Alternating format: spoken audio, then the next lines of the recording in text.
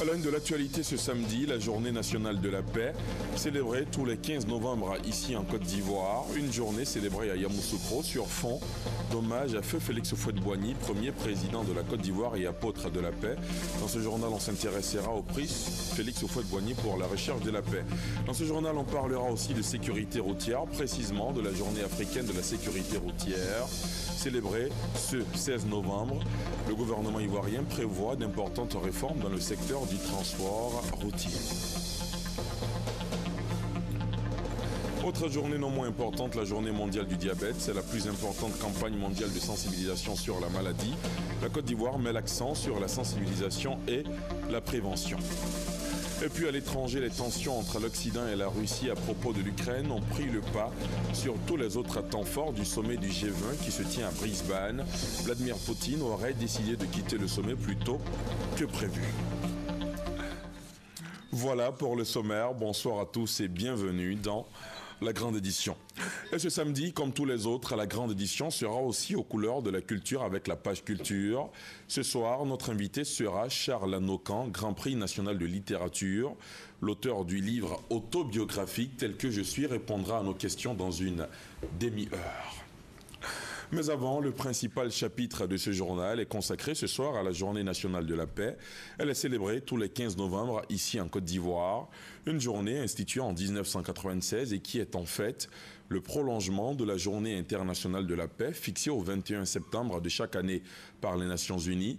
Et à la faveur de la célébration de cette journée, la rédaction de RTI 1 s'est intéressée particulièrement au prix Félix Houphouët-Boigny pour la recherche de la paix.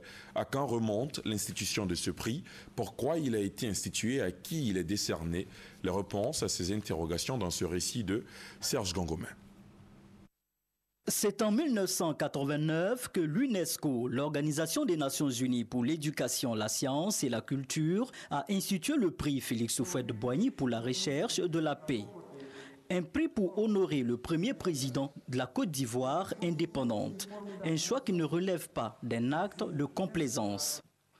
Houphouët-Boigny est honoré par la communauté internationale à travers ce prix pour son engagement en faveur de la liberté et de la recherche de la paix. Déjà en 1944, il fonde le syndicat agricole africain pour défendre la cause des planteurs africains qui devaient tout subir du colonisateur. Siégeant dans les assemblées constituantes françaises de 1944 à 1946, il fait adopter la suppression du travail forcé dans les colonies d'Afrique.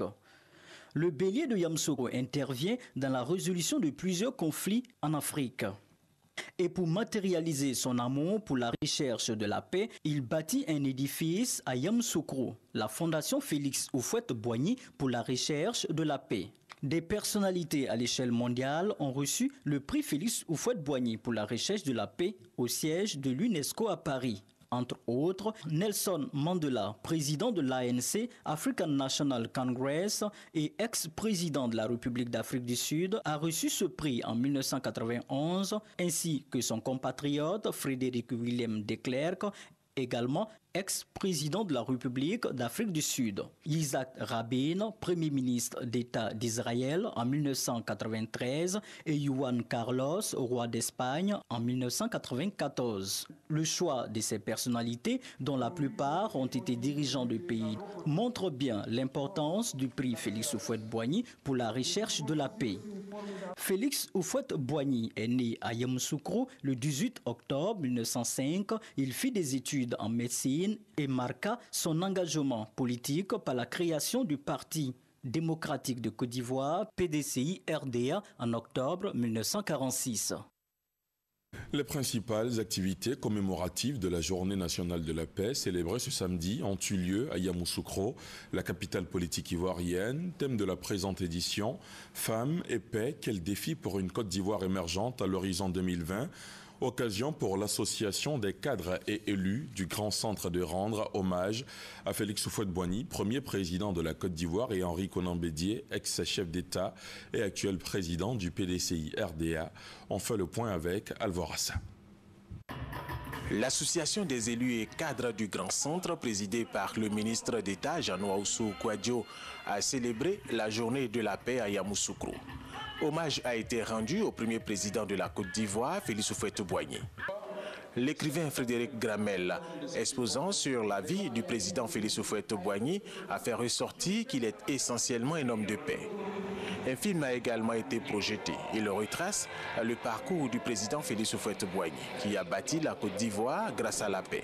Hommage a également été rendu au président du PDCI RDA, Aimé Konan Bédié, pour ses actions en faveur de la paix et surtout l'appel de Daoukro, qui selon les intervenants est comme un gage de paix et de stabilité pour permettre à la Côte d'Ivoire de poursuivre son processus de développement relancé par le président de la République Alassane Ouattara. Un prix d'hommage a été remis à une centaine de personnes ayant œuvré pour la paix lors de cette journée d'hommage au président Félix Houphouët-Boigny et au président du PDCI RDA, Aimé Konan Bédié.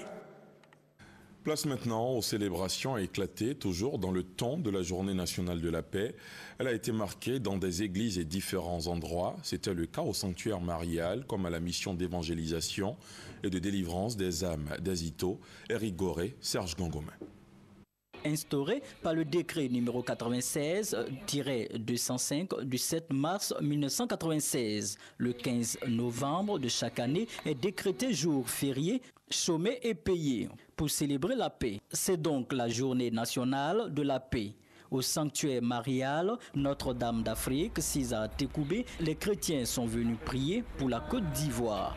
Même décor à la mission d'évangélisation et de délivrance des âmes. En ce lieu, musulmans et chrétiens ont prié ensemble.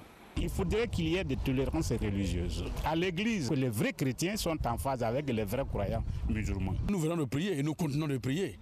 Dieu exaucera nos prières, la Côte d'Ivoire va retrouver sa paix. Et surtout, le combat que nous menons de l'autre côté, que nous devons retenir, c'est que notre prière, c'est que la Côte d'Ivoire ne rentre jamais dans une guerre religieuse. La Fédération des jeunes pour la paix mondiale, section Côte d'Ivoire, a aussi parlé de paix, avec pour thème les 5 principes de la paix. Nous invitons les Ivoiriens, en particulier la jeunesse, à tourner dos à la violence, mais désormais d'emprunter le chemin de la paix, parce que notre avenir en dépend. À la place CP1 de Yopougon, les femmes de l'ONG dénommée REC Femmes ont invité leurs sœurs musulmanes pour célébrer la paix. Moment de joie marqué par des prestations artistiques. La femme incarne la paix. Donc c'est la femme qui va éduquer son mari, qui va éduquer ses enfants à la paix. Ce vendredi 15 novembre, prière pour la Côte d'Ivoire et réconciliation entre filles et fils de ce pays était au centre des rencontres. Et pour ne pas rester en marge de la journée de la paix, la commune d'Atekoubé a initié ce samedi un panel autour du thème « La jeunesse ivoirienne face aux défis de la non-violence et de l'insertion sociale ». Patricia Oumouetia. La Côte d'Ivoire commémore la Journée nationale de la paix. Cette journée est consacrée au renforcement des idéaux de paix au sein des nations, des peuples et des familles. Société civile et organisations non gouvernementales ne restent pas en marge de cette célébration.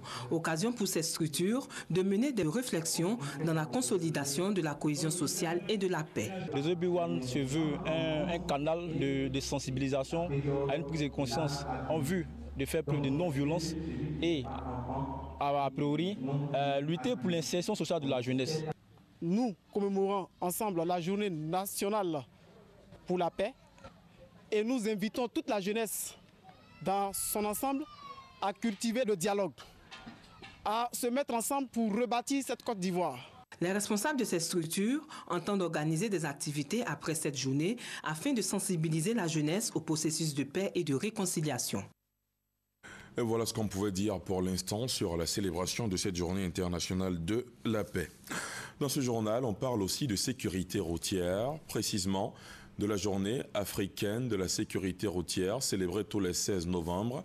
Le gouvernement ivoirien, par la voix du ministre des Transports Gaoussou Touré, évoque d'importantes réformes dans le secteur du transport routier. Vous aurez l'occasion de suivre le reportage de Patricia Oumouetia dans peut-être cette édition. Les Ivoiriens sont familiers de bien de nouveaux services électroniques, entre autres services disponibles sur le marché de la monnaie électronique qui se développe dans le pays, le transfert d'argent, le paiement de factures, la plateforme de services financiers et commerciaux, Wari, veut permettre à tous d'avoir accès à ces services. La précision d'Adama Koné. Comment concilier besoin de services financiers et obstacles à l'accès aux établissements bancaires classiques?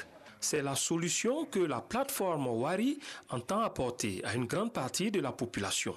Le lancement des activités de cette structure en Côte d'Ivoire le 14 novembre dernier a aussi été l'occasion pour les responsables de préciser que la financiarisation de la population doit être inclusive. Pour la banque des locaux, elle tire beaucoup de profit d'être client de Wari.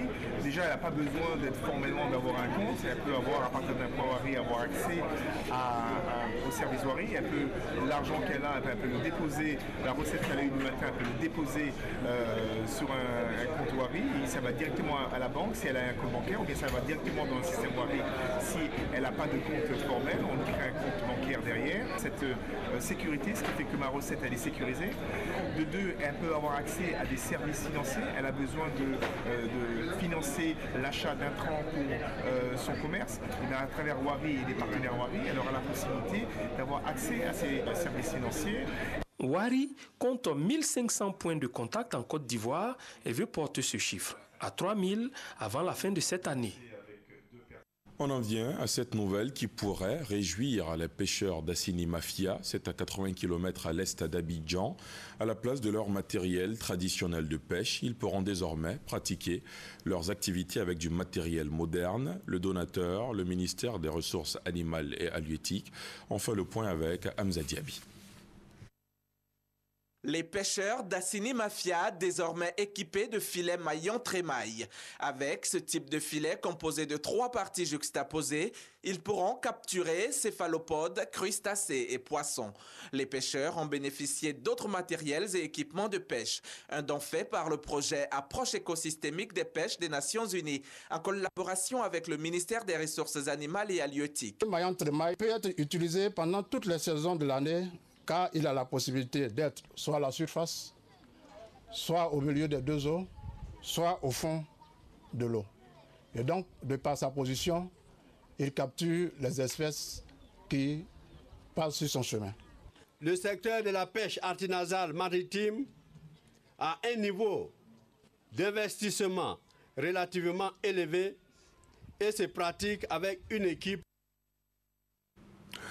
Matériel de bureau, réhabilitation de plafond, de clôture, tout a été refait au groupe scolaire Alépé 1 et 2.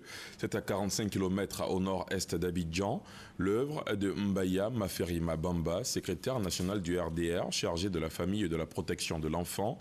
La remise officielle des clés de la nouvelle école à réhabiliter s'est faite ce vendredi en présence d'autorités religieuses, coutumières et administratives. On retrouve Hamza Diaby. C'était Noël avant l'heure pour les 800 élèves du groupe scolaire Alépé 1 et 2. Ils ont vu leur établissement scolaire entièrement réhabilité par les bons soins de Mbaya Maferima Bamba, la secrétaire nationale du RDR, chargée de la famille et de la protection de l'enfant. Peinture, parquet, clôture, plafond entièrement refait, équipement en table-banc et matériel de bureau offert, le tout d'un montant d'environ 15 millions de francs CFA.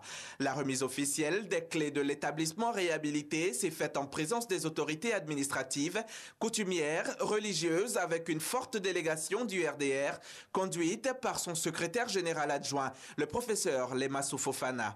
Les différents intervenants du jour ont loué l'esprit de civisme de la donatrice et de son parti, le RDR, qui par cet acte de générosité vient réaliser un pan de la politique chère au président Alassane Ouattara, celui d'investir dans le social. Ils ont en outre souhaité que le groupe scolaire Alépé 1 et 2 et la maternelle La Colombe soient rebaptisés groupe scolaire Dominique Ouattara d'Alépé. Les bénéficiaires, eux, ont promis prendre soin de leur école réhabilitée et obtenir de bons résultats scolaires. Je remercie Madame Mbaya Bamba Maferima d'avoir donné des cadeaux à tout le monde. Et nous devons bien travailler en classe. Pour Mbaya Maferima Bamba, elle se devait d'agir face aux besoins des enfants du groupe scolaire Alépé 1 et 2. Notre ambition à travers cette œuvre est de permettre aux élèves et bien sûr au personnel enseignant de travailler dans un environnement plus sain, est beaucoup mieux adaptée à la transmission et à l'acquisition du savoir. Mbaya Maferima Bamba a remis ensuite des vivres et des non-vivres au personnel et à la cantine de cet établissement de 12 classes créé dans les années 1950. Je vous propose maintenant d'aller à la découverte de ce reportage qui concerne la santé. On parle de la journée mondiale du diabète avec Doigt des lasers. Au sujet de cette journée, la Côte d'Ivoire a décidé de mettre l'accent sur la sensibilisation et la prévention. Depuis plus d'un mois, Jacques Cablan, résident à Tahabo, ville située à 235 km d'Abidjan, sans des complications au niveau de sa santé. Il présente des signes du diabète, une maladie qui se manifeste par l'augmentation du taux de glycémie dans le sang. Pour le moment, il y a un peu de vision, je ne vois pas bien. Voilà. Il pourrait pisser au moins 10 fois avant. Pour le moment, on a annoncé que c'est diabète, il va savoir parce que c'est mon taux de sucre qui est monté. Comme Jacques Cablan, plus de 50 000 Ivoiriens souffrent de cette maladie, souvent appelée tueuse silencieuse dans le milieu médical. Pour vaincre le diabète, plusieurs actions de sensibilisation et de prévention sont entreprises en Côte d'Ivoire. Le programme national de lutte contre les maladies métaboliques a offert, à l'occasion de la journée mondiale du diabète célébrée ce vendredi 14 novembre, plusieurs lots de glycomètres et d'insuline aux enfants diabétiques du centre SOS d'Abobo. Cette 23e édition de la journée mondiale du diabète, qui a pour thème vie saine et diabète, a pour slogan une alimentation saine commence par le petit déjeuner. Et ce qui est important ici, c'est tous les moyens qu'on peut mettre en œuvre pour l'éviter. Donc les conseils que nous donnons à la population, c'est venir aux campagnes de dépistage que nous organisons. Les bénéficiaires apprécient cette action de solidarité qui vient à point nommé. Je suis content d'avoir des appareils glycomètres. Tu peux avoir une maladie la nuit, tu n'as pas d'appareil, ça te fatigue. Nous avons reçu aussi des insulines qui vont nous permettre de pouvoir contrôler notre maladie. Je suis content d'avoir reçu ces cadeaux. À l'image de la Côte d'Ivoire, la journée mondiale du diabète a été célébrée partout dans le monde. Un rendez-vous annuel pour interpeller les décideurs et tous les acteurs de la santé publique à accorder une place de choix à la lutte contre le diabète pour sauver des milliers de personnes qui souffrent de la maladie. La journée africaine de la sécurité routière est célébrée ce 16 novembre. Le gouvernement ivoirien, par la voix du ministre des Transports Gaoussou Touré, évoque d'importantes réformes dans le secteur du transport routier. On voit cela avec Patricia Oumouetia. Troisième dimanche du mois de novembre, date retenue pour célébrer la journée africaine de la sécurité routière. En moyenne, 600 décès et 13 000 blessés chaque année dans notre pays. Occasion pour le gouvernement ivoirien d'interpeller les citoyens. En agissant sur des facteurs tels que la vitesse excessive, le téléphone au volant, l'utilisation de la ceinture de sécurité, le port du casque, la conduite en état d'ivresse, l'état mécanique des véhicules et l'état des infrastructures routières, la signalisation adéquate des véhicules immobilisés sur la voie publique pour cause de panne ou d'accident, il est possible de faire l'économie de nombreuses vies humaines et d'importantes ressources financières. Résolu à jouer pleinement son rôle dans cette lutte, le ministre des Transports met en œuvre une importante réforme du secteur du transport routier. Le gouvernement a pris et continuera de prendre des initiatives et des mesures appropriées à la matière. La réforme du permis de conduire en cours, la modernisation des équipements de contrôle de la vitesse, la professionnalisation du métier de conducteur. La journée africaine de la sécurité est décrétée par la conférence des ministres africains des transports. Il n'y a pas qu'à Yamoussoukro qu'on a célébré cette journée de promotion de la paix, la journée nationale de la paix donc. La ville de Bonois a également mis ce samedi ses pendules à l'heure de la paix. L'activité a été initiée par le Programme national de cohésion sociale PNCS, appuyé du ministre d'État, ministre du Plan et du Développement, Gabriel Zani. C'est à Bonois que le PNCS, le Programme national de cohésion sociale, a décidé de célébrer la paix ce samedi 15 novembre.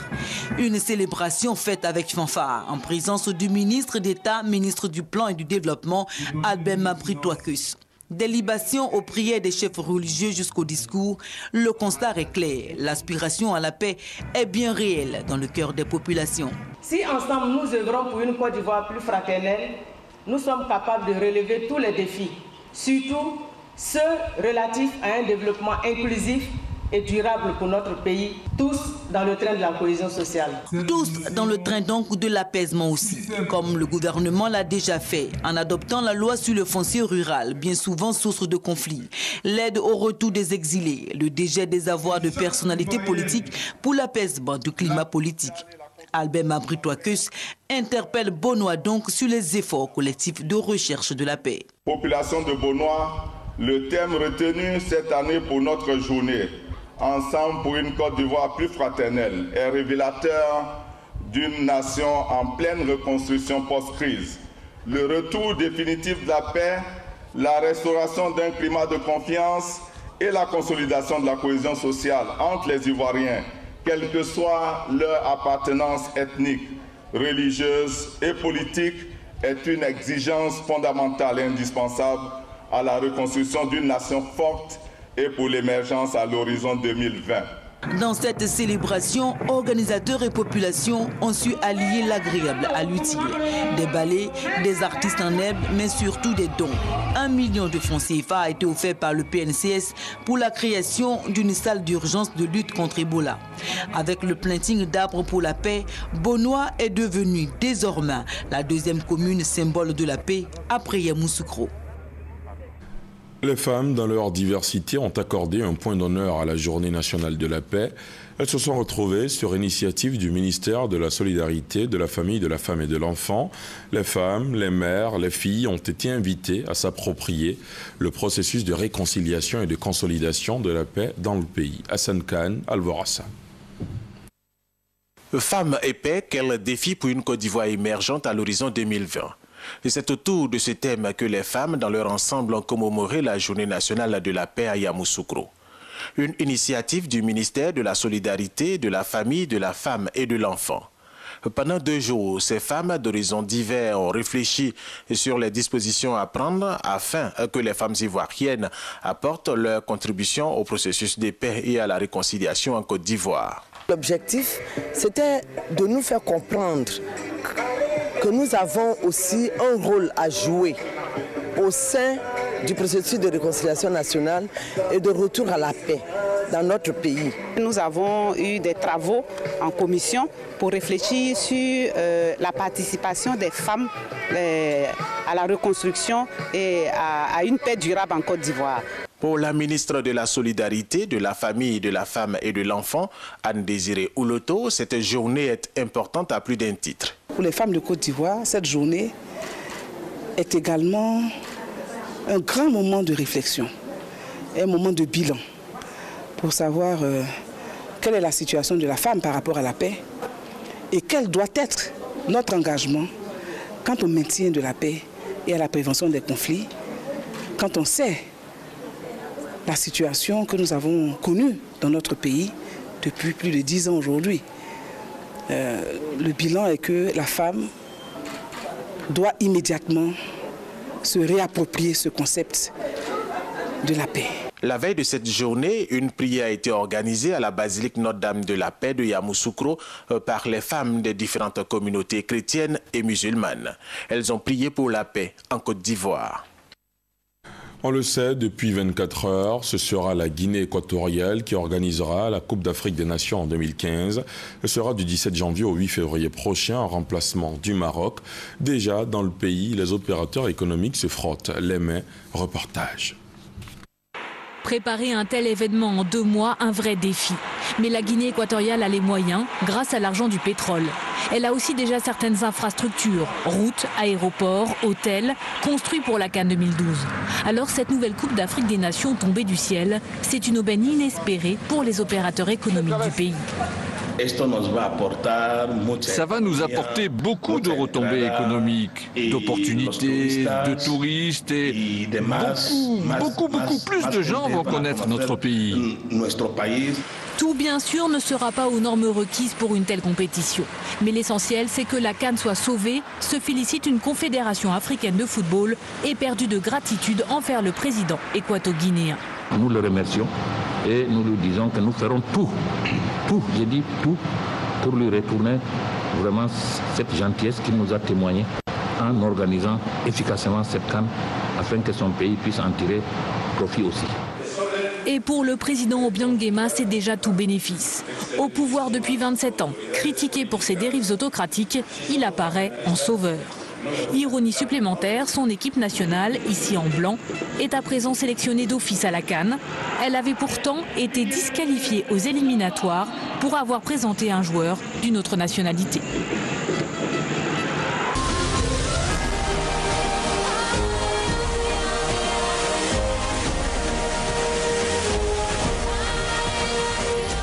Bienvenue dans la page culture et ce samedi, comme tous les autres, la grande édition est aussi aux couleurs de la culture.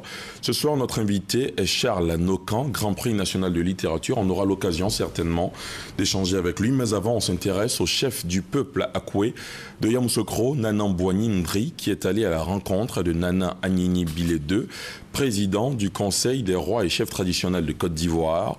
Au centre des échanges, le point de l'évolution de son canton, la fête et la politique de paix et de développement, nous dit Mamadou Kouassi. Une visite sur fond d'alliance des populations baoulées dans un royaume Agni. Nana Mbouani Ndri III, chef du canton Akwe, chez Nana Agnini Bilé II, roi du Guablin et par ailleurs président du Conseil des rois et chefs traditionnels de Côte d'Ivoire. La délégation de Yamoussoukro est venue apporter son soutien à la célébration de la fête des Lignam à Agnini Bilé II et présenter par ailleurs au roi du Guablin les fêtes de nouvel an du peuple Akwe. Un peuple allié au royaume du Guablin du fait de l'histoire du peuple Akan. Lundi 3, nous l'avons présenté officiellement à la population.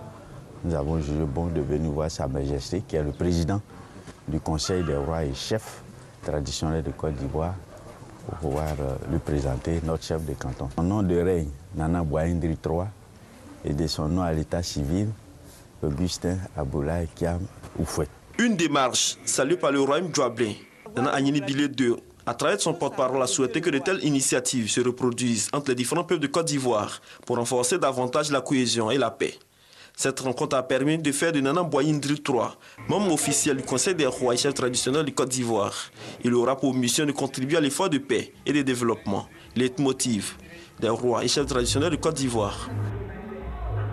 Du vendredi au dimanche 16 novembre prochain, la FENITOURSI, Fédération nationale de l'industrie touristique de Côte d'Ivoire, est en activité dans la ville de Dabou. Cette organisation, qui œuvre pour la promotion du tourisme culturel et gastronomique en Côte d'Ivoire, va à la découverte des sites touristiques des villages à Djoukrou et les mets traditionnels de ce peuple. Douadé Laser. Après la première édition du concept Les Merveilles de Côte d'Ivoire à Daloa en 2013, la Fédération nationale de l'industrie touristique de Côte d'Ivoire, FENITOURSI, dépose ses valises cette année dans la ville de Dabou. Cette organisation de promotion du tourisme ivoirien vient découvrir les potentialités culturelles et les mets traditionnels du peuple Adjoukrou en vue de les faire connaître aux visiteurs ivoiriens et internationaux. Bassam a les mêmes potentialités que Dabou. Malheureusement, les potentialités touristiques et culturelles de Dabou sont méconnues. Dire tout simplement qu'il faut développer les potentialités naturelles, historiques, pour que Dabou soit une destination. Le Djoukrou a une tradition extraordinaire avec les générations, avec même le parler, tout ce qui est costume. On sait qu'on peut tirer de très bonnes références pour le tourisme. Le tourisme rapporte à la Côte d'Ivoire plus de 28% de son budget annuel. Selon les professionnels du tourisme ivoirien, le secteur est considéré comme le levier essentiel du développement des peuples et il a donc besoin d'être soutenu. Le secteur du tourisme a engagé comme investissement près de 77 milliards de francs CFA. Il faut le partenariat public-privé pour sortir le tourisme d'ornière, pour essayer de transformer ce que nous avons à l'état dormant en des choses possibles, claires, qui pourront nous amener en 2015 à créer plus de 3000 emplois pour nos jeunes. La visite des sites touristiques dans les villages à Djoukrou Des conférences débats entre experts et acteurs du tourisme ivoirien et un giga-concert prévu pour le samedi 15 novembre sont entre autres les activités inscrites au programme de Fénitoursi pendant les 3 jours dans la ville de Dabo. Il sera question de promotion de la paix à la 4e édition du Festica. Le Festica, c'est le Festival culturel et des arts d'Abobo qui aura lieu à partir du 29 novembre prochain. L'annonce a été faite au cours d'une conférence de presse animée par l'initiateur de ce festival. La paix et la cohésion seront au centre de cette 4e édition du Festica, Festival culturel et des arts d'Abobo. Nous en venons à notre entretien de ce soir et comme annoncé, nous recevons pour vous, chez vous ce soir, Charles Nakan. Charles Nakan, bonsoir. Bonsoir, monsieur. Vous venez d'obtenir le Grand Prix national de littérature. C'est une consécration, un bond en avant. Oui, je viens de recevoir cela et je pourrais dire que j'écris depuis 1956. J'ai publié un petit texte à l'époque intitulé Acier. Et Acier avait reçu un petit prix. Acier, ça veut dire quoi? Acier, c'est la terre. D'accord. Mais les hommes peuvent porter ce nom-là. Alors, il avait reçu un prix à l'époque qui était intitulé Prix d'orientation. C'était tout le début. Et depuis, je n'ai plus cherché à avoir un prix. Et je me rappelle que quand le président du Grand Prix de la littérature africaine m'avait demandé à plusieurs reprises de déposer un de mes textes au moins, parce qu'il considérait que je pouvais avoir un prix. J'ai toujours refusé. J'ai refusé, pourquoi? Parce qu'à l'époque, nous étions membres de la Fédération des étudiants d'Afrique noire en France. J'étais membre de l'UGC, l'association des étudiants ivoiriens, et nous luttions à cette époque-là pour l'indépendance. Nous avions beaucoup de difficultés parce que les hommes qui ont été au pouvoir étaient au début contre, si vous voulez, la lutte que nous menions pour l'indépendance. Et c'était pour cela que je n'avais jamais voulu présenter mes œuvres. Et maintenant que vous en avez présenté une, vous repartez avec un prix? Je repars avec un prix, je suis content. Je suis d'autant plus content que, comme disait le président Mao Tse-tung, être loué par l'adversaire souvent est une mauvaise chose. Mauvaise chose parce que lorsque on commence à vous louer, surtout que l'adversaire commence à vous louer, c'est que vous empruntez en ce moment-là une mauvaise voie. Et nous ne voulions pas, nous, emprunter cette voie-là. D'accord. Voilà, et nous avons continué. Alors, vous avez été désigné pour votre œuvre autobiographique, Tel que je suis. Oui. Quelles sont les grandes lignes de Tel que je suis?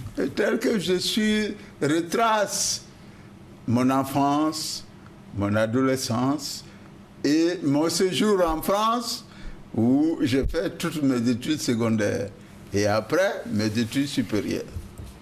Voilà ce que je puis vous dire. Et pourquoi pensez-vous que le jury a porté son choix sur Tel que je suis pour ce prix, ce grand prix de littérature? Oui, parce que... Qu'est-ce qui a marqué le jury? Je ne sais pas, c'est le jury lui-même qui pourrait vous dire. Mais dans la mesure où les membres du jury ne sont pas des adversaires, c'est pour cela, du reste, que j'accepte le prix. Ne sont pas des adversaires, ce sont des frères, des sœurs. Ce prix-là m'a donc apporté un plaisir immense. Voilà ce que je voulais dire. Vous l'avez dit tantôt, vous justifiez de plus de 50 ans d'écriture. Oui. Quel est votre regard aujourd'hui sur la situation du livre en Côte d'Ivoire? La situation du livre en Côte d'Ivoire me semble assez bonne. Mais ce que je voudrais dire, c'est qu'il y a des problèmes que si on les soulevait ici, ce seraient des problèmes politiques. Je ne m'attarderai pas là-dessus, mais ce que je pourrais dire, que les livres, on aurait aimé que ces livres-là soient un peu moins chers pour que toute la population puisse acquérir ces livres-là et qu'on puisse connaître les écrivains ivoiriens. Il y a un écrivain ivoirien qui vient de partir et qui était très connu et qui était mon ami. Il m'a appelé, je l'ai dit la dernière fois, une semaine avant son décès. C'est Kourouma. Et je suis peiné de voir partir Kourouma. J'ai même pleuré sur lui et j'ai pleuré sur moi-même, comme je le disais, parce qu'un être qui s'en va, si vous voulez, cet être qui s'en va, c'est comme si tout le monde y allait, puisque un jour ou l'autre, tout le monde y irait. Et voilà pourquoi j'ai pleuré, non pas uniquement sur Kourouma, mais sur moi-même. D'accord, vous parliez d'Amadou Amadou Kourouma, pardon. L'actualité oblige. Amadou Ampateba, ses restes sont revenus à Abidjan. Une rue porte désormais son nom. Quel regard jetez-vous également sur ce fait? Oui, évidemment. Et en tant que membre de l'ASCAD, de l'Académie, étant pour le moment le secrétaire de la culture au niveau de l'Académie, j'ai pris part à l'organisation pour recevoir les restes de Kourouma et nous lui avons rendu hommage il n'y a pas longtemps au niveau de l'école normale supérieure et je suis heureux d'avoir fait partie de ceux qui ont rendu cet hommage-là. D'accord. Charles Nakan, vous êtes aujourd'hui détenteur du Grand Prix national de littérature. Nos téléspectateurs ont envie de savoir qui vous êtes, quelle est cette œuvre qui a glané ce prix. Ensuite, donc, pour ce faire, ce reportage de l'une de nos équipes. Tel que je suis, c'est l'œuvre qui a fait de Charles Nakan le lauréat du Grand Prix national de la littérature 2014. Ce prix, il a reçu au Salon international du livre d'Abidjan, SILA. Le jury justifie cette récompense par l'originalité et l'esthétique du genre autobiographique utilisé dans l'œuvre. Selon lui, le style alerte de l'écrivain et la richesse de sa publication le rendent agréable à lire. La reconnaissance du SILA à Charles Nakan vient également récompenser l'auteur pour sa constance dans une pratique littéraire de qualité et pour avoir été l'un des pionniers de la littérature ivoirienne. Outre tel que je suis, le jury a également reconnu la pertinence des écrits de l'auteur. Entre autres, Yassoua refusa l'orange mûr de Nyanga, Tout grand changement est un ouragan et les conflits tirés de son dernier recueil des textes intitulé Lire Charles Nakan. De son vrai nom, Konan Kakou Charles, alias Zegua Bessi Nakan, le lauréat du Grand Prix national de la littérature 2014 est membre de l'Académie des sciences, des arts, des cultures d'Afrique et des diasporas africaines, l'ASCAD. Depuis 1973, cet homme de lettres achevées enseigne dans des universités à travers le monde, notamment l'université Félix Houphouët-Boigny en Côte d'Ivoire, celle de Poitiers et Vinciennes en France. Et voilà pour la présentation de Charles Nakan, Grand Prix national de littérature. Charles Nakan qui était notre invité ce soir. Merci d'avoir répondu à notre appel, merci d'avoir répondu à nos questions. Je vous remercie aussi de m'avoir reçu et je voudrais dire que c'est Nakan et non Nakan. Merci beaucoup. Excusez-moi de vous le dire. Merci beaucoup, c'est très gentil de votre part. Les principales activités commémoratives de la Journée nationale de la paix, en bref et en images pour terminer, elles ont été célébrées ce samedi à Yamoussoukro, la capitale politique ivoirienne. Thème de la présente édition, Femmes et paix, quel défi pour une Côte d'Ivoire émergente à l'horizon 2020. Occasion pour l'association des cadres élus du Grand Centre de rendre hommage à Félix Houphouët-Boigny, premier président de la Côte d'Ivoire, et Henri Konan Bédié, ex-chef d'État et actuel président du PDCI RDA. Dans ce journal, vous avez pu suivre la correspondance de nos envoyés spéciaux dans la capitale politique ivoirienne. C'est la fin de ce journal. Merci de l'avoir suivi. Excellente soirée sur la chaîne qui rassemble. Excellent week-end.